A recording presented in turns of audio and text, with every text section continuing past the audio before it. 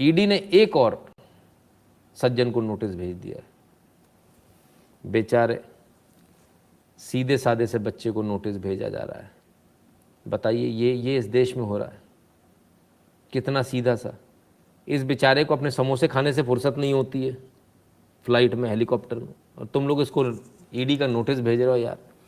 सोनिया राहुल को ईडी का notice. National Herald case में पूछताछ के लिए राहुल को कल बुलाया, उन्होंने वक्त मांगा। सोनिया 8 जून को जाएंगी। तो इसको कुछ इस तरह से ले कि ईडी के दफ्तर के बाहर आवाज़ लगेगी, सोनिया गांधी राहुल गांधी हाजिर हो। अदालत में ऐसी आवाज़ लगती है हाजिरी होने के लिए, ठीक है। कईयों बार जो है रिक्वेस्ट करता है, वकील रिक्वेस्ट करता है, सर आवाज़ मत लगवाइएगा। और ये प्रक्रिया है, ये परंपरा है। जिनको नहीं मालूम उन्हें बता दूं, आज भी कोर्ट में इस बात के लिए एक व्यक्ति को तनख्वाह मिलती है। हर कोर्ट में एक व्यक्ति होता है जो आवाज़ लगाने वाला होता है, और वो आवाज़ लगाने की जो प्रक्रिया, उसे मालूम है हम फ़ोन करके बुला सकते हैं, लेकिन फिर भी ऐसा नहीं होता है, ठीक है। फिर भी आवाज़ ही लगाई जाती है, हाजिर हो वाली। ठीक है। टाइम मांगा मतलब कि हमें कुछ समय दीजिए, हम कुछ समय बाद आएंगे आपके पास जवाब देने या आपसे सवाल जवाब के लिए। समय मिलता है, मांगा जाता है, दे देते हैं कई बार। तो फिर क्या हुआ, सरकार बदले की भावना में अंधी हो गई। नेशनल हेराल्ड मामले में सोनिया और राहुल को ईडी के सम्मन आया। रणदीप सुरजेवाला, उफ़ कितना सीधा लग रहा, मम्मी का बच्चा, बताओ, और तुम लोग नोटिस भेज रहे हो। उस गरीब को तो ये नहीं पता नोटिस आया क्यों है, ये ईडी क्या है। वो ईडी नहीं समझ में आ रहा, वो अभी तक यही सोच रहा है पीडी है। पीडी नहीं है, ईडी है। हाँ, ये काट लेता है, इसका फ़र्क है। आप जिसे पीडी समझ रहे हो सर, वो पीडी नहीं है, वो ईडी है। क्लियर है। नरेश आहूजा जी धन्यवाद। तो साहब, अब इस नोटिस की महत्वता समझिए आप। इस नोटिस की महत्वता आप ऐसे समझिए कि बड़े कमाल की बात है। ये वो देश है जहां, मुझे याद आता है, मैं एक बार किसी केस तो डिस्क्लोज़ नहीं कर पाऊंगा, किसी केस में मैंने कहा था किन्हीं सज्जन को नोटिस भेजा जाए।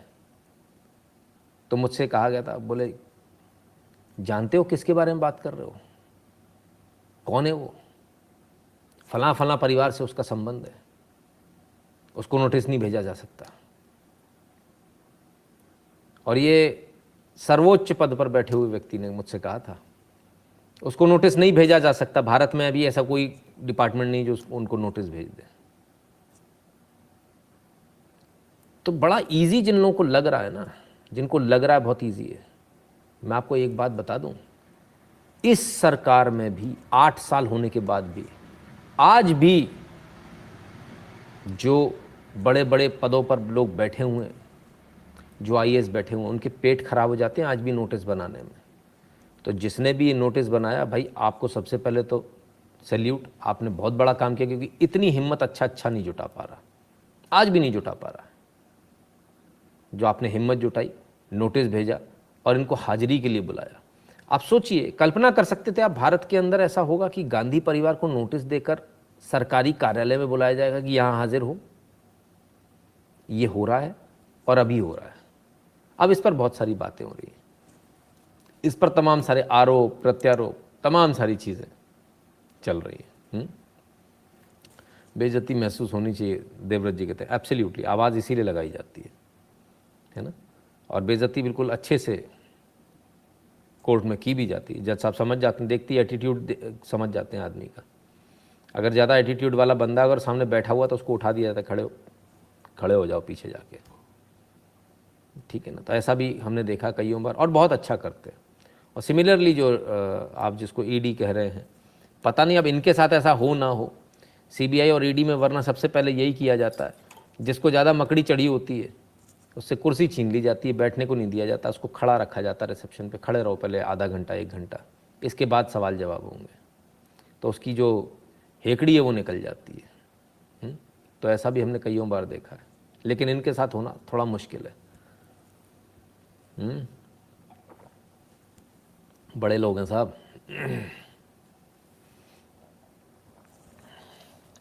नेशनल हेराल्ड केस में, नेशनल हेराल्ड मामले में सोनिया और राहुल गांधी को ईडी का नोटिस। केंद्र सरकार पर बिफरी कांग्रेस। क्यों बिखरी भाई? बिफरी क्यों? इसलिए बिफरी, कांग्रेस नेता रणदीप सुरजेवाला ने कहा कि केस ईडी ने 2015 में बंद कर दिया था। ये ऐसा मनी लॉन्ड्रिंग का मामला बनाया जा रहा है जहां किसी पैसे का लेन देन का कोई मामला नहीं है। ये कौन सी किताब में पढ़कर आए हो आप कि ईडी का मतलब हो गया कि पैसे का लेन देन का मामला, कैश का लेन देन का मामला होगा? ये कौन सी किताब में पढ़कर आते हो आप लोग? मुझे बड़ी हैरानी होती। देखिए, कोई एक रास्ते चलता आदमी, हमारा कोई व्यूअर इस तरह की बात कर दे तो समझ में आता है। नेशनल पार्टी सबसे बड़ी पार्टी, बीजेपी के बाद दूसरी सबसे बड़ी पार्टी है ना, ऐसा माने अपन, भले ही सीटें कम हो, लेकिन देश के अंदर दूसरी नेशनल पार्टी जो सेकंड लार्जेस्ट पार्टी है वो है कांग्रेस, और उसके इतने बड़े नेता रणदीप सुरजेवाला। आप कहते हो इसमें कैश इन्वॉल्व? पूरी कांग्रेस आज सुबह मतलब जब से ये नोटिस हुआ तब से यही गाना गा रही है कि नहीं साहब वो तो उसमें कैश इन्वॉल्व ही नहीं है, ये तो पहला हमने ऐसा नोटिस देखा है, तो हमने पहला। अरे दादा, कौन सी दुनिया में हो? कभी ईडी के पिछले केसेस देख लो, तुम्हारी सरकार के दौरान के केसेस देख लो, जहां कैश इन्वॉल्व नहीं है तभी भी ईडी का केस बना, और तभी भी लोग जेल भी गए, उसके बावजूद लोग जेल गए जहां कैश इन्वॉल्व नहीं था। आप क्या बात करते हो? आप पब्लिक को किस तरह से गुमराह करना चाह रहे हो? मतलब आपने उन बेगुनाहों को जेल भेज दिया, फिर तो आपको डबल जेल होनी चाहिए। आपकी सरकार में ये काम हुआ है? कैसी बातें करते हैं? ये कोई कैश काउंटर थोड़ी है बैंक का कि बंद हो गया।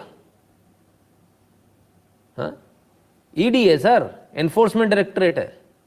जहां कैश नहीं इन्वॉल्व होता, कार तक पे ईडी नोटिस भेज देती है, इंपोर्टेड कार होती है तो। बाहर से कुछ भी लेन देन है किसी भी प्रकार का, उस पर ईडी आ जाता है। मनी लॉन्ड्रिंग किसी भी प्रकार से हो सकती है। तो आप तो कल कह दोगे नहीं भाई साहब मैंने तो सोना लिया, मैंने तो कैश में ट्रांजैक्शन ही नहीं किया, ऐसा आप कह दोगे कि मैं तो बाहर के बिटकॉइन खरीदे हैं या मैंने बाहर में इन्वेस्टिंग, भारत के बाहर इन्वेस्टमेंट करी, तो ईडी का केस नहीं बनेगा क्योंकि कैश तो इन्वॉल्व है ही नहीं। ऐसा यहाँ पर भी तो इन्वेस्टमेंट का ही खेल है सारा, शेयर्स का ही तो खेल है सारा। क्या है वो भी समझ लीजिए।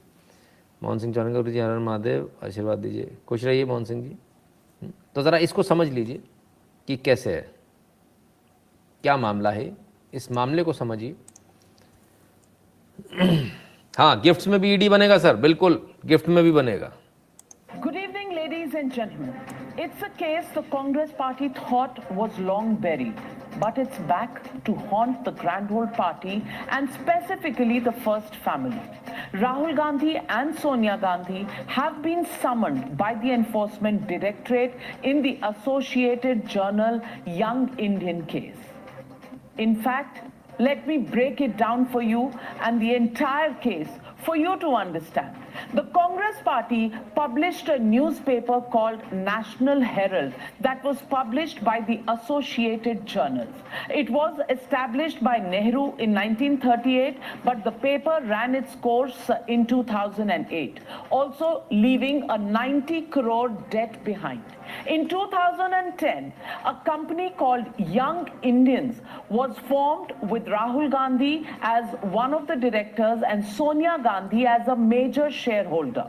Young India paid rupees 50 lakh, just rupees 50 lakh, to write off the rupees 90 crore loan taken by Associated Journals from the All India Congress Committee. Now, the debt that was there, 90 crores, bought over for 50 lakh, and that meant the debt and the properties of Associated Journals were all of them now owned by Young Indian, in which the mother-son duo own a 76% share. Other shareholders were allegedly not even informed of this takeover. Simply put, the Gandhis are accused of cheating, conspiracy, and misappropriation of funds. But the Congress party sees no merit in these allegations. For them, this case is fake, fraudulent. अब आइए इस case को समझिए। एक paper था, इस paper का नाम है नेशनल हेराल्ड। इस अखबार को चलाने वाली संस्था है एसोसिएटेड जर्नल्स लिमिटेड, यानी कि ये लिमिटेड कंपनी है। अब लिमिटेड कंपनी की जब आप बात करते हैं तो कानून की नज़र में कंपनी की भी वही वजूद है जैसे कि इंसान है। आप कंपनी को ऐसे मार नहीं सकते, बड़ा मुश्किल होता है कंपनी को डिसॉल्व करना, बड़ा टेढ़ा काम होता है। इसलिए बार बार जो है ना बीच बीच में डिफंक की स्कीम्स आती हैं, डिफंक कर दो कंपनी को, तो कंपनी वहाँ ख़त्म हो जाती है। जो लोग कंपनी चला रहे हैं उनको समझ में आता हो कंपनी चलाना कितना टेढ़ा काम है, बनाना तो बड़ा आसान है, उसको झेलना बड़ा मुश्किल है ना। कांग्रेस के करप्शन में कोई जोड़ने नहीं चाहता, मैं आपका गौरव पांडे जी कहते हैं, बिल्कुल गौरव जी, इसमें कोई दो राय नहीं। अब इस कंपनी को समझिए, यानी अब अगर इस कंपनी को आपको, यानी अगर आपको नेशनल हेराल्ड को लेना है तो या तो एसोसिएटेड जर्नल्स नेशनल हेराल्ड को बेचे और या फिर एसोसिएटेड जर्नल्स लिमिटेड पूरा का पूरा बिक जाए। एसोसिएटेड जर्नल्स ने नेशनल हेराल्ड को नहीं बेचा क्योंकि इसकी करोड़ों की संपत्ति, करोड़ों की बल्कि अरबों की कह दें, अरबों की संपत्ति है, ठीक है। अब हुआ क्या कि नेशनल हेराल्ड लॉस में चलता रहा, 90 करोड़ रुपए का इसके ऊपर डेट था। 90 करोड़ रुपए नेशनल हेराल्ड को देने थे। किसको देने थे? इन्होंने ये जो लोन लिया था ये कांग्रेस से लिया था, ऑल इंडिया कांग्रेस कमेटी से, ठीक है ना। तो कांग्रेस से जो लोन लिया था वो कांग्रेस को वापस देना था। होता क्या है कि इस अरबों खरबों की संपत्ति, इसमें भी शेयर होल्डर हैं, नेशनल एसोसिएटेड जर्नल्स में भी शेयर होल्डर्स हैं गांधी परिवार। मजे की बात यह है कि गांधी परिवार ने, एसोसिएटेड जर्नल्स ने शेयर्स बेचे। यंग इंडिया जिसमें राहुल गांधी जी सीधे सीधे सबसे बड़े स्टेक होल्डर हैं, राहुल गांधी सोनिया गांधी मिला के शायद 70% के आसपास शेयर है। यंग इंडिया ने इसको खरीद लिया महज 50 लाख रुपए में, महज 50 लाख रुपए में, ठीक है ना। और इसको खरीदने के बाद एआईसीसी ने इनका 90 करोड़ का लोन माफ कर दिया। यानी आप इसको समझिए तो ऐसे समझिए कि राहुल गांधी ने राहुल गांधी के शेयर बेच दिए, राहुल गांधी से शेयर खरीद लिए, राहुल गांधी का लोन माफ कर दिया, राहुल गांधी ने बैठकर उस लोन को माफ करवा लिया और राहुल गांधी से अपनी कंपनी खरीद ली। राहुल गांधी ने इस कंपनी का मालिकाना हक छोड़ दिया, राहुल गांधी इस कंपनी का मालिकाना हक बन गए। कुछ समझ में आया? खुद में सारा गेम हो रहा है। और उससे बड़ी बात यह है कि इसकी जानकारी बाकी शेयर होल्डर्स को दी ही नहीं गई थी, ऐसा भी आरोप ईडी ने लगाया है। तो ये तो अनोखा केस है और ये केस ऐसा केस है, इस केस में बचना इनके लिए बहुत मुश्किल है। बाकी सारे घोटाले में बचना एक बार को अलग बात होती है, लेकिन इस केस में बचना थोड़ा सा टिपिकल है, थोड़ा सा मुश्किल है, क्योंकि यहाँ ये फंस गए हैं। और इसलिए फंस गए हैं क्योंकि आपने जिस कंपनी पे 90 करोड़ रुपए थे उसको खुद ही ने दूसरी जगह से माफ़ किया, खुद ही वो 50 लाख रुपए में उस कंपनी को ले लेते हो और उसकी पूरी संपत्ति के आप मालिक हो जाते हो। तो ये एक अपने आप में एक टिपिकली बड़ा अजीब व गरीब केस है और बड़ा क्लियर और क्लासिक केस है जो मनी लॉन्ड्रिंग का केस बनता है। सर, ये 100% मनी लॉन्ड्रिंग का केस बनता है और इसमें किसी प्रकार से किसी कोर्ट से इनको राहत नहीं मिलेगी। अगर अनटिल बिल्कुल ही कोई इनके फेवर का बंदा आके बैठ जाए तो इनको राहत दे दे, बात अलग है, अदरवाइज इनको राहत मिलना मुश्किल नहीं, नामुमकिन है। संजीत जी कहते हैं के का डेथ के पीछे वेस्ट बंगाल पुलिस का टका मैनेजमेंट रिस्पॉन्सिबल है। मैं बात मत सुनिए, एक बार आप खुद ग्राउंड रिपोर्ट चेक कर लीजिए प्लीज़ गुरुजी। अभी तो बात ही नहीं हो रही, बात होगी, बाद में बात होगी इस बारे में, है ना, ठीक है ना। तो साहब ये है कुल मिलाकर यंग इंडिया का खेल। अब इसमें ये फंस गए, अब ये आरोप लगा रहे हैं भैया हमारे साथ तो गलत हो रहा, हमारे साथ तो फलान हो रहा, चीटिंग का केस है सीधा सीधा। और 76% शेयर यंग इंडिया के राहुल गांधी और सोनिया गांधी के पास है। तो उन्होंने कहा ही था कि चौकीदार बैठा ना कि चाय वाला, परेशानी है सबको। It has only been revived now by the agency, the Enforcement Directorate, at the behest of the ruling BJP. That's the allegation made in by the Congress party. Listen in. जिस मानसिकता ने अंग्रेजों का साथ दिया था, आज गुलामी की प्रतीक वो मानसिकता आजादी की कुर्बानियों से प्रतिशोध ले रही है। इस बार उन्होंने एक नई कायराना व डरपोक साजिश की है। नेशनल हेराल्ड मामले में अब प्रधानमंत्री श्री नरेंद्र मोदी ने इको ईडी से नोटिस जारी करवाया है। That the fake issue of AJL Associated Journals is an attempt by BJP's propaganda machinery to deviate, diverge, and digress the attention of citizens from the multifarious vital issues of inflation, falling GDP, and social unrest, social reeks of vendetta, of pettiness, of fear, as my friend said, of political cheapness. I know Sonia Ji for the last 84 onwards. She is such a great lady. She is an Indian more than any Indian. Her personal life is so simple. Her needs are limited. This case is politically motivated. It is a fabricated case. Now, perhaps the तो साहब इनका कहना है कि fraud case है, 395 करोड़ का इनको benefit हुआ इसमें। मैंने आपसे कहा ना, जो प्रॉपर्टीज थी ना उसकी 90 करोड़ का लोन था और 395 करोड़ का उसका बेनिफिट था। तो कायदे से क्या होना था? कायदे से ये होना था कि एसोसिएटेड जर्नल्स लिमिटेड ने अपनी संपत्ति बेचनी थी, ऑक्शन करनी थी मार्केट भाव पर। हो सकता था वो 395 करोड़ की जगह 700-800 करोड़ में जाती और उसमें से 90 करोड़ देने थे, पर ऐसा नहीं हुआ। 90 करोड़ माफ़ हो गए। कांग्रेस के लोगों को पता ही नहीं है अब, क्योंकि बेचारे सारे गुलाम में सबने साइन कर दिए चुपचाप, ठीक है ना। और 50 लाख रुपए में 395 करोड़ जो सरकारी आंकड़ा है, 395 करोड़ की प्रॉपर्टी मिल गई। हमको भी चाहिए, हमसे भी कोई 50 लाख रुपए ले जाओ, हम ले आएंगे भैया, कहीं से उधार ले लवा के। हमको भी 395 करोड़ करके दो। इनका और वाड्रा साहब का बड़ा गजब का एक जैसा केस है। 50-50 लाख रुपए में संपत्ति मिल जाती है, अचानक से वो करोड़ों की हो जाती है। नहीं, कमाल की बात है। जैसे उन्होंने लैंड यूज़ बदल दिया और खेल कर दिया बिल्कुल। तो ये सच्चाई है गांधी परिवार की, जो बार बार ये झूठ बोल रहे हैं पब्लिक से। बाप रे, खुद ही खुद का खुदा, अद्वैत दर्शन, बिल्कुल यही वाला हाल है। तो ये है। अब